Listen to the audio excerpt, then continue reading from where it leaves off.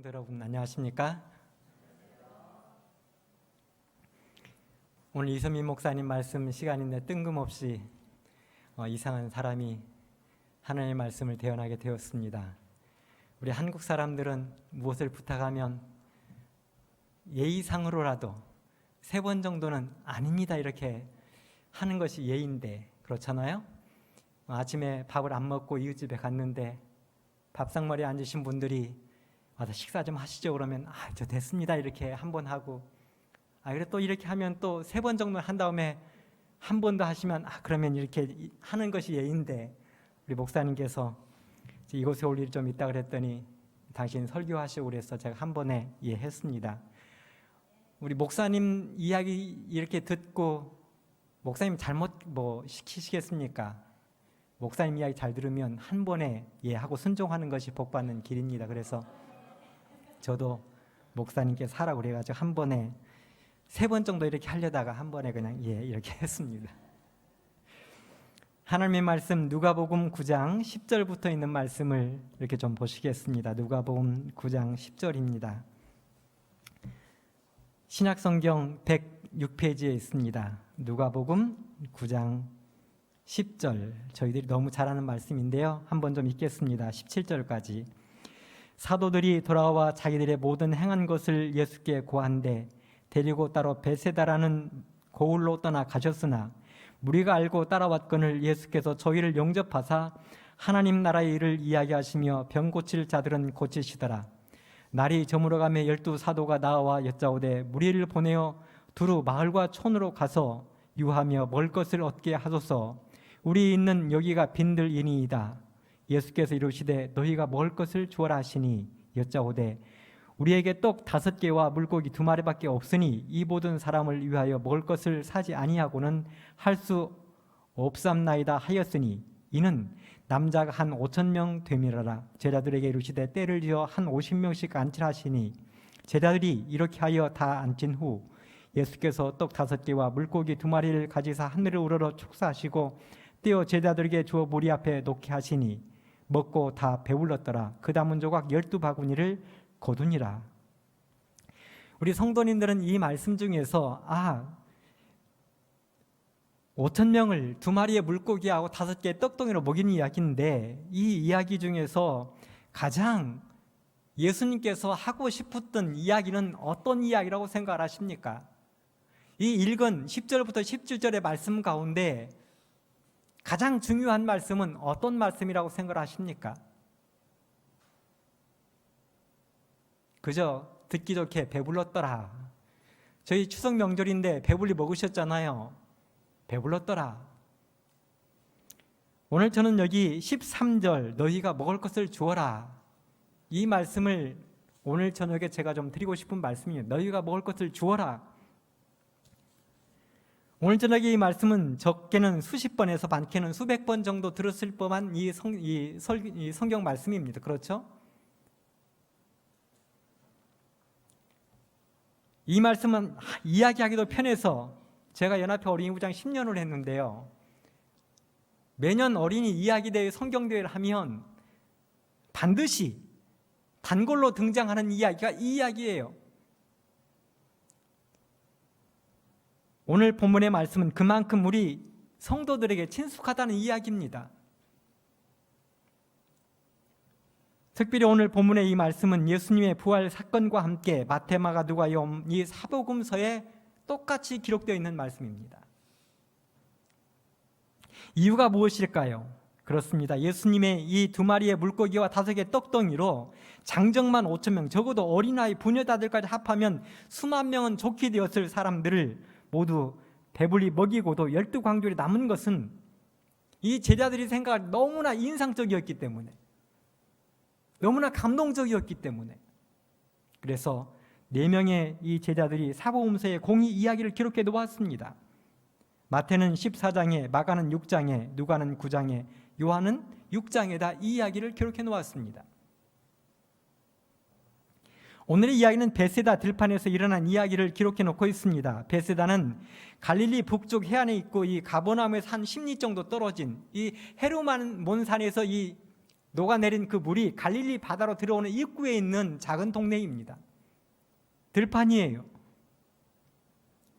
예수님의 12제자 중에서 빌립이라는 제자가 이 베세다 출신입니다.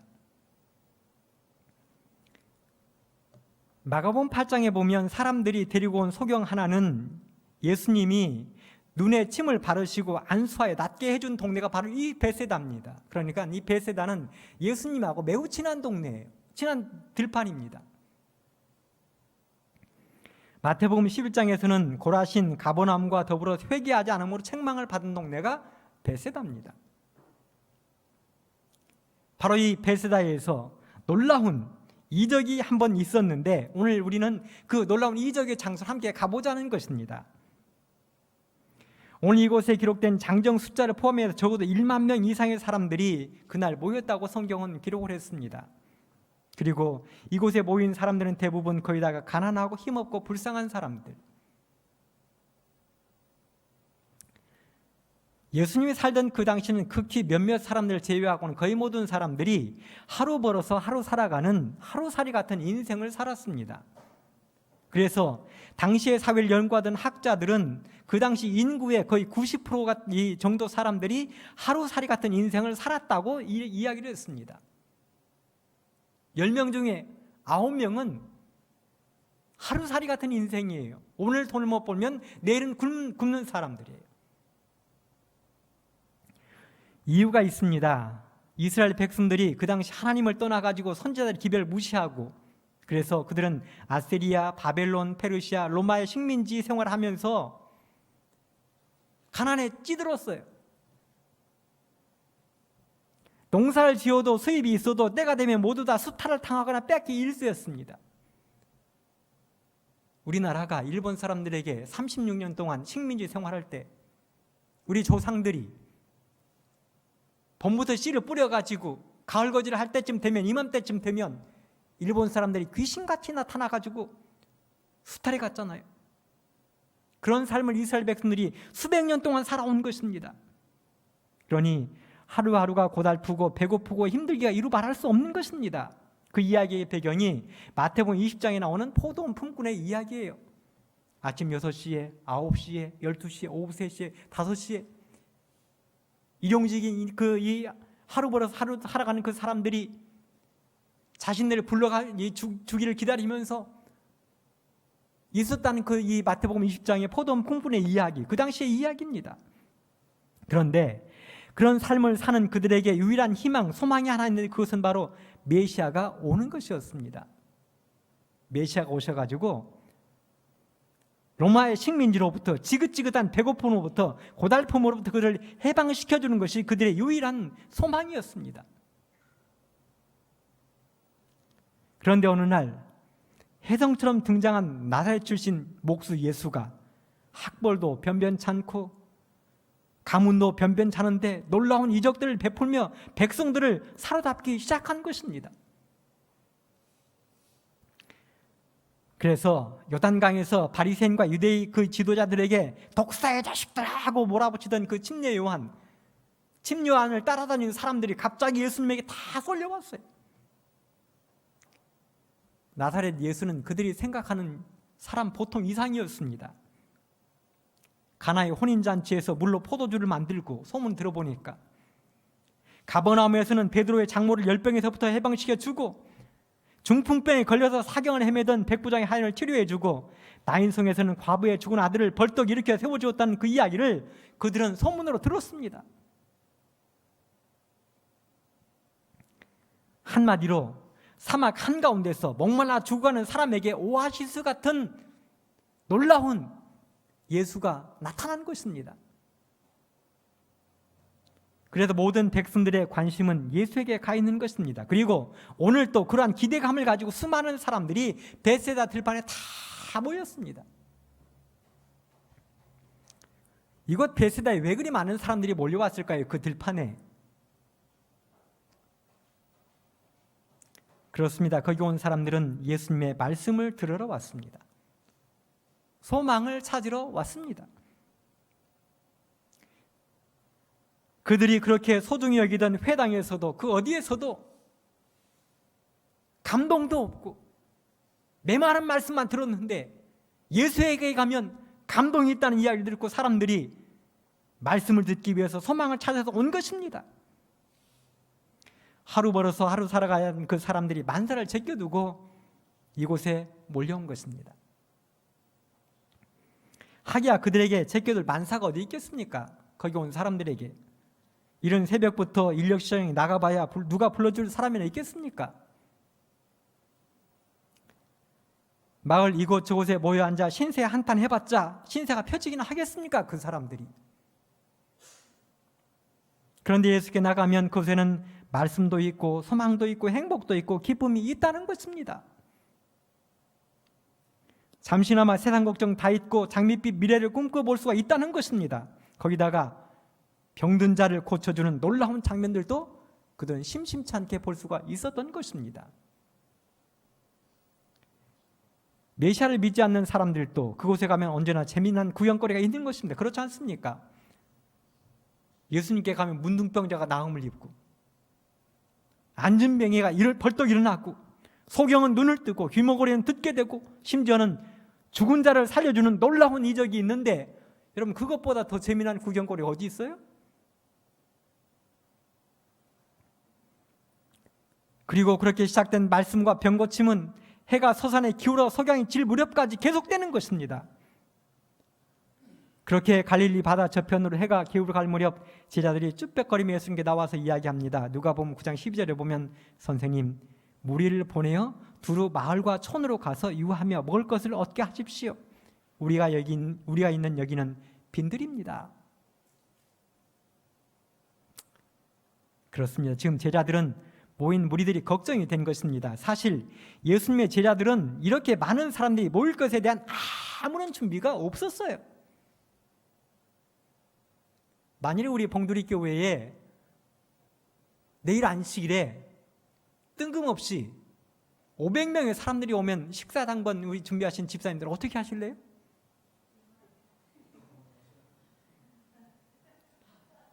간단하게 이야기할 수 있습니다. 우리 추석 명절에 오늘 안식일은 밥을 안 하기로 했어요. 그러니 집에 가서 드시면 좋겠어요. 내일은 핑계거리라도 되는데 그 다음 안식일 어떻게 하시겠어요? 밥은 100명분만 준비했는데 500명이 밀려오면 지금 제자들이 그런 준비가 안 돼 있는 것입니다. 제자들은 사람들이 구름처럼 모이고 예수님이 병자를 고치시며 설교할 때 모인 청중들이 막 관함성을 지르면 나는 예수님의 제자니까 하고 어깨를 우쭐거리면서 목에 힘을 주는 것은 연습이 되어 있지만 이런 난처한 장면은 처음인 것입니다. 마을도 별로 없는 바닷가 한적한 들판인데 해가 떨어져 가고 있는 것입니다. 그리고 생각해 보니 예수님을 비롯해서 자신들 모인 무리들 모두가 점심도 쫄쫄 굶은 것입니다. 모인 무리들 가운데는 어린아이들도 있고 여인들도 있고 나이 드신 노인들도 있고 환자들도 있는데 모두가 아무도 점심을 먹은 사람들이 없는 것입니다. 그래서 이 제자들의 판단에 더 늦기 전에 사람들을 돌려보내야 한다고 판단을 한 것입니다. 그리고 그게 맞는 것입니다. 그렇지 않습니까, 여러분? 더 늦기 전에 집으로 돌려야 하지 않겠습니까? 그래서 어떤 제자가 대표로 말했는지는 모르지만 선생님, 이제 그만 돌려보내시지요. 이 사람들이 하루 종일 굶었습니다. 각자 돌아가면서 마을에 가서 밥을 사 먹든지 방으로도 쉬도록 하는 것이 좋겠습니다. 모르기는 몰라도 베드로가 했을 거예요. 나서기 좋아하니까. 모인 사람들도 웅성거리기 시작합니다. 여기저기서 이제는 그만 돌아가자는 소리도 들려옵니다. 사람들은 그제서 알았습니다. 자기들이 하루 종일 굶었다는 것을 알았습니다. 여러분, 사람들이 관심이 다른 데 있다가 갑자기 딱 생각이 오면 그때부터 배가 고파지지 않아요? 허기가 더 몰려오는 것입니다. 그러면서 한편으로는 걱정도 덩달아 몰려옵니다. 사실 대부분의 사람들이 집으로 돌아가 보았자 먹을 것도 별로 없습니다. 그저 허기진 배를 물로 채우고 자는 것이 전부입니다. 하루 벌어 하루 먹고 사는 사람들이 오늘 예수님 말씀 듣느라 공쳤는데 집에 돌아간들 먹을 것이 있겠습니까, 여러분? 지금까지는 예수님 말씀 듣느라고 배고픔도 걱정도 잊고 있었는데 서산의 해가 기울어지고 돌아가야 될 시간이 되니 배도 고파오고 걱정도 밀려오기 시작한 것입니다. 거기다가 제자들은 마을이 어디 있는지는 모르지만 빨리 돌려보내자고 예수님을 재촉하고 있는 것입니다. 이렇게 어수선한 그 상황에서 예수님이 하신 말씀이 13절의 말씀이에요. 너희가 먹을 것을 주어라. 그렇습니다. 제자들에게 너희가 먹을 것을 주라는 것입니다. 여러분, 이 말을 들은 제자들은 순간적으로 자신들의 귀를 의심했을 것입니다. 사랑하는 성도 여러분, 생각해 보십시오. 제자들에게 먹을 것을 주라는 것입니다. 그런데요, 너희가 먹을 것을 주어라, 이 말씀이 2마리의 물고기와 5개 떡덩이로 5,000명을 먹이신 오늘의 이야기에서 가장 중요한 핵심이에요. 너희가 먹을 것을 주어라. 그래서 누가복음에는 기록이 되어 있지 않지만 저희들이 읽은요, 같은 2절에 기록된 요한복음에 보면 예수님의 이 말씀을 듣자마자 제자 중에 한 사람인 빌립이, 이 베세다 출신인 빌립, 이 동네 출신인 빌립이 예수님께 한마디를 해요. 이 요한복음 6장 7절에 보면 빌립이 대답하되 각 사람으로 조금씩 받게 할지라도 200데나리온의 떡이 부족하리이다 그랬습니다. 여기 보면 조금씩 받게 할지라도 이 말은 허기만 면하게, 그저 떡 한 조각씩만 주려고 해도 200데나리온이 부족하다는 것입니다.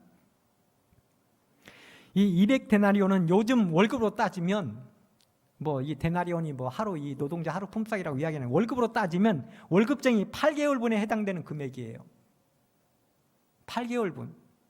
월급이 300만 원이면 한 2,500만 원이 필요하다 그 말입니다. 여기 있는 사람들 다 먹이려면 2,500만 원 정도 필요하고 400만 원짜리면 3,000만 원 정도 되는 돈이 필요하다는 것입니다. 그런데 방금 전에 예수님이 뭐라고 하셨어요? 누가 먹을 거 주라고요? 너희가 주라는 거예요. 너희가. 12명이 알아서 하라는 것입니다. 그래서 제자들은 자신의 귀를 의심한 것입니다. 생각해 보십시오. 지금 제자들이 누구인데 그 숫자를 먹일 돈이 있겠습니까? 여러분, 제자들이나 여기 지금 와서 있는 사람들이나 피장파장이고 거기서 거기고 이마에서 맞박 사이예요. 대부분의 제자들도 똑같이 하루 벌어 하루 살아가는 어부에 불과했던 사람들이에요. 그렇잖아요? 거기다가 지금은 그 알량한 고기잡이마저 내팽개치고 예수님의 제자로 살아가는 사람들이 그들입니다. 그런데 그런 제자들의 형편을 뻔히 알면서 예수님이 제자들에게 너희가 먹을 것을 주라는 것입니다. 그러니 제자들이 얼마나 기가 막히고 어이가 없겠습니까?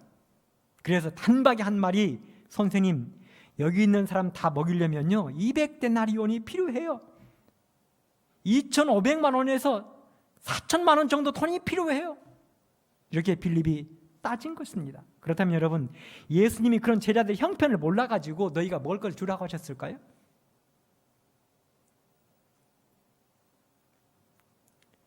예수님이 그런 분이십니까, 여러분? 우리에게? 뻔히 알면서? 제자들이 감당하지 못할 걸 뻔히 알면서 골려주려고 그러셨습니까? 결국은 예수님이 할 것인데? 제자들의 무능을 나타내가지고 사람들 앞에서 망신 주려고 그러셨을까요? 거기다가 제자들도 지금 똑같이 굶었잖아요, 하루 종일.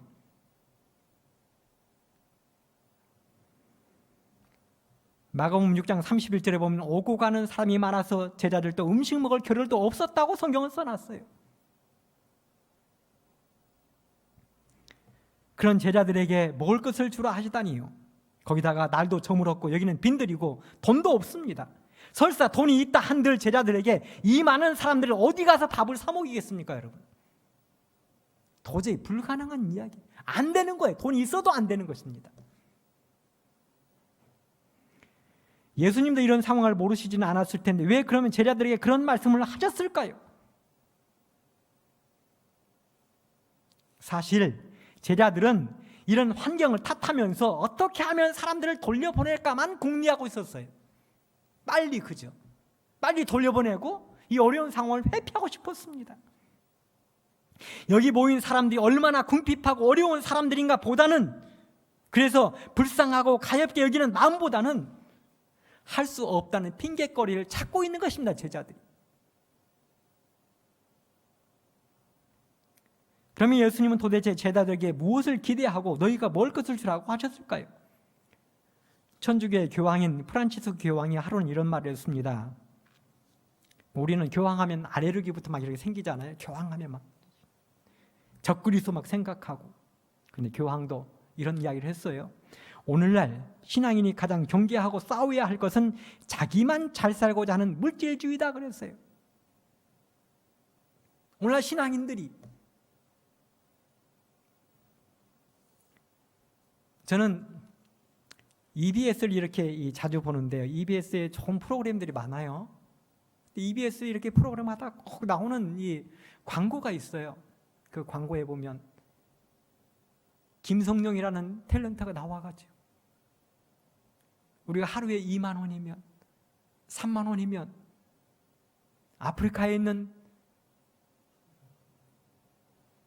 정말 그 힘겹고 어려운 그 어린이들에게, 사람들에게 뭘 것을 줄 수 있다고. 하루에 3만 원이면. 그 광고를 보고 얼마나 많은 사람들이 돕는지는 모르겠지만 우리는 그런 걸 보면 그냥 넘겨서는 안 됩니다. 한 달 3만 원이면은요, 우리가 키우는 고양이도 한 달에 밥 3만 원어치 먹어요.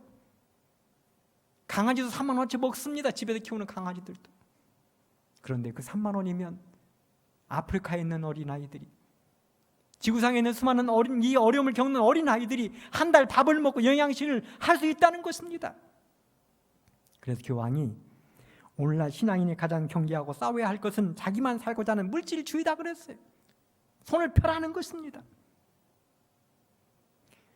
예수님이 살던 시대나 지금이나 똑같습니다. 예수님 살던 당시도 부익부 빈익빈이 심했고 오늘날도 역시 마찬가지입니다. 그리고 이러한 현상은 예수님 오실 때까지 절대로 변하지 않을 것입니다.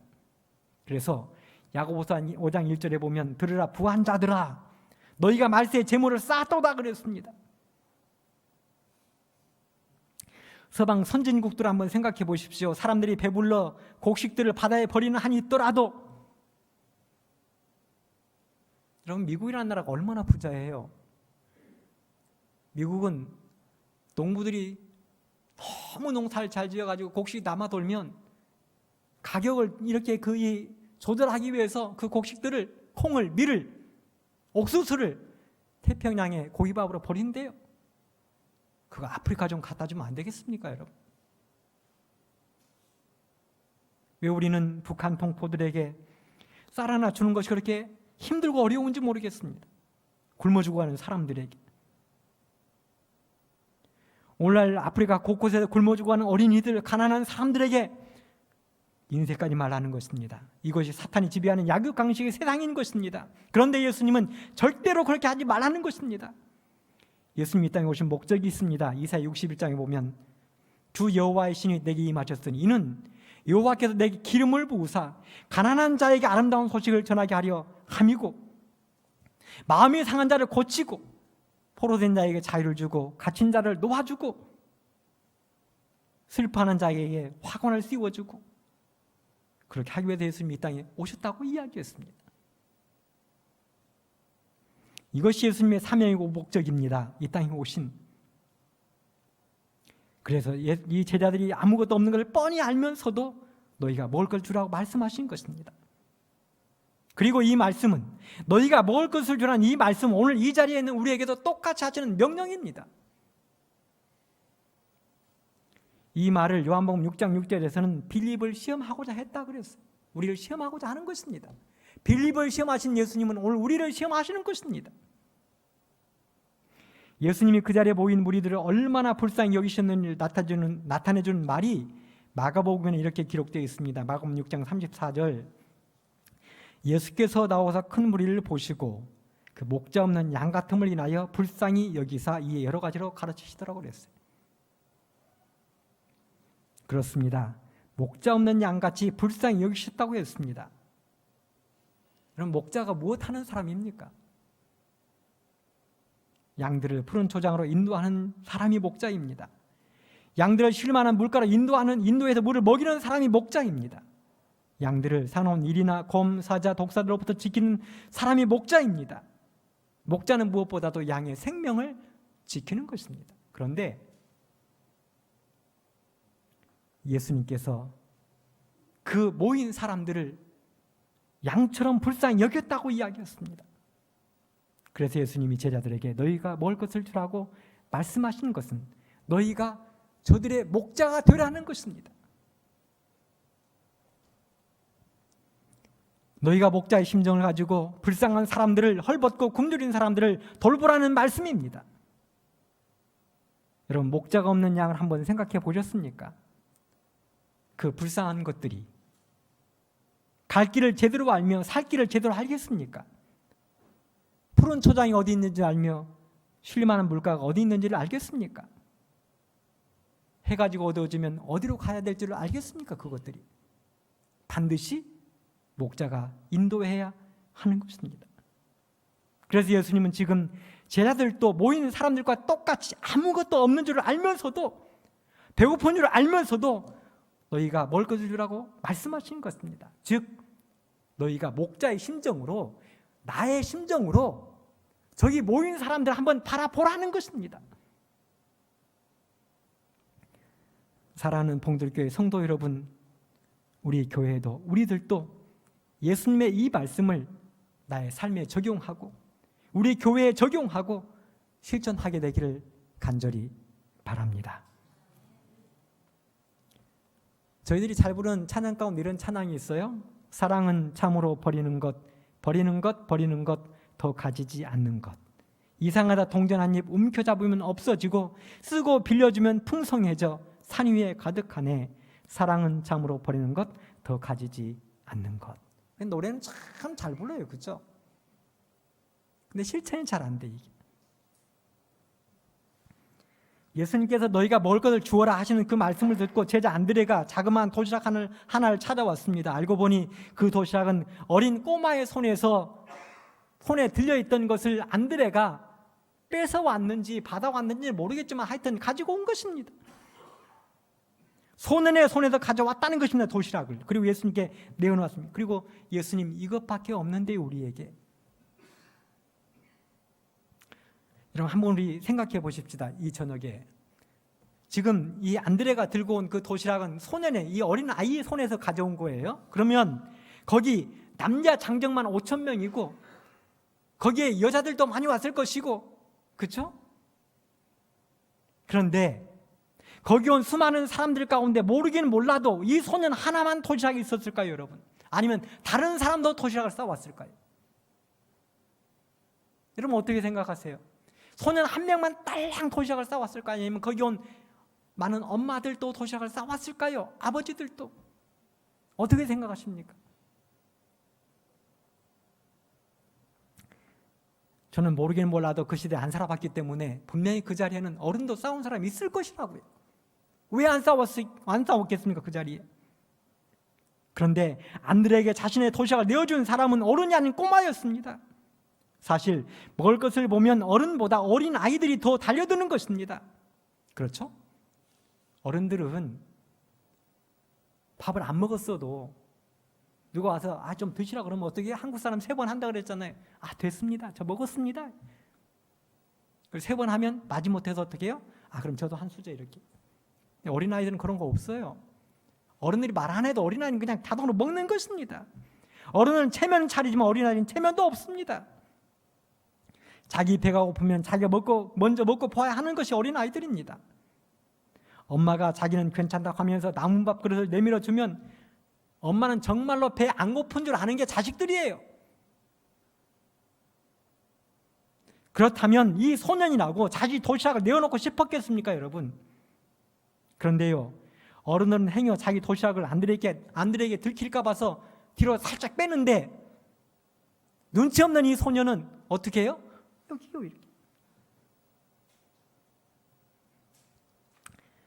그래서 이 소년이 예수님께 드린 이 도시락을 보잘것없지만 거기 도시락을 열어보니까 거기에 뭐가 들어있어요? 싸늘하게 식은 물고기 2마리하고 굳어버린 보리떡 5개가 들어있는 것입니다. 이 도시락은 하루 종일 굶어서 돌아가는 길에 이 꼬마가 혼자 먹기도 어쩌면 부족한 도시락입니다. 가난한 엄마가 자식 손에 들려 보내준 보잘것없는 보리떡 2개, 물고기 5마리를 어쩌면 이 꼬마가 먹을 시간도 없었지만 집에 가면서 어디 바위에 걸터 앉아가지고 먹고 싶었던 그 도시락을 예수님의 손에 들려드린 것입니다. 그랬더니 그 도시락 예수님의 손에 딱 들려지니까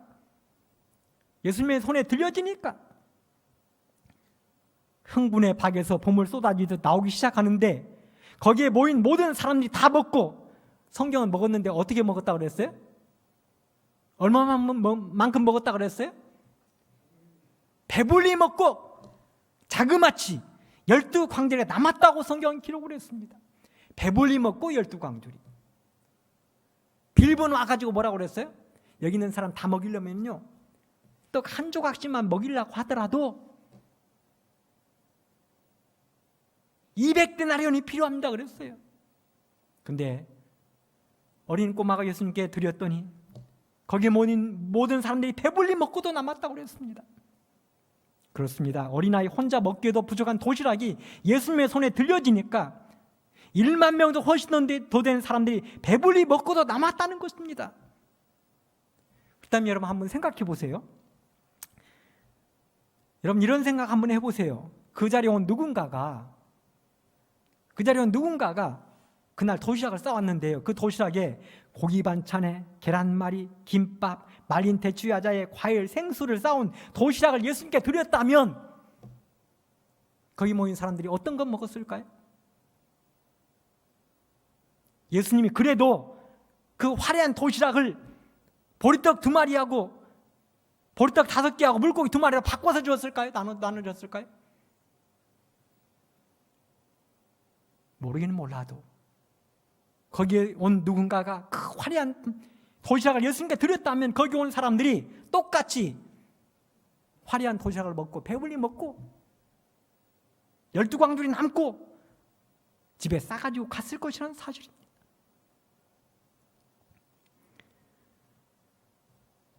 그러나 거기 온 모든 사람들은 그렇게 하지 않았습니다. 다만 어린 꼬마가 물고기 2마리, 보리떡 5개 있는 그 아주 찌그러운 도시락 그거 내놨기 때문에 거기 온 사람들이 그걸 먹고 돌아간 것입니다. 누가복음 6장 38절에 이렇게 썼습니다. 주라, 그리하면 너희에게 줄 것이니 곧 후히되어 누르고 흔들어 넘치도록 하여 너희에게 안겨줄 것이다. 잠언 19장 17절에 보면 가난한 자를 불쌍히 여기는 사람은 하나님께 꼬이는 것이니 그 선행을 갚아주시리라. 우리가요, 가난하고 어려운 사람들에게 내 손을 펴면 그것은 하나님께 꼬이는 것이라고 이야기했습니다. 하나님이 우리에게 꾸어가지고 가난한 사람을 도와주는 것이라고 이야기했습니다. 그리고 그 선행은 반드시 하나님이 갚아주겠다고 약속하셨습니다. 기적은 순종에서 나옵니다. 엘리야를 대접했던 가난한 과부는 자신의 모든 걸 털어 엘리야를 대접했을 때 3년 반 동안 양식 걱정 안 하고 잘 살았습니다. 어린아이 도시락 하나 드렸더니 수만 명의 사람들이 배불리 먹고 집으로 돌아갔습니다.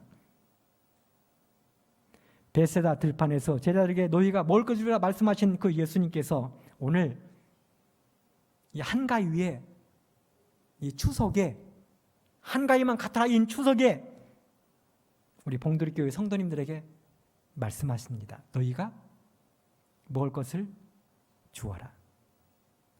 사랑하는 성도 여러분의 가정과 그 이웃에, 우리 봉도리교회 주변에 나보다 어렵고 힘든 삶을 살아가는 사람이 있는지 목자의 심정으로 살펴보시기 바랍니다.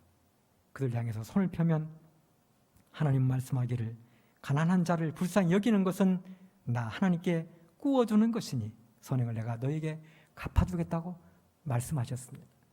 너희가 먹을 것을 주라는 이 예수님의 말씀은 예수님의 그 심정으로 나보다 힘들고 어려운 사람을 돌보고 가꾸라는 것입니다. 그 명령을 아주 신실하게 수행하시는 우리 봉두리 교회와 성도님들 되시기를 간절히 바라면서 말씀을 마치겠습니다.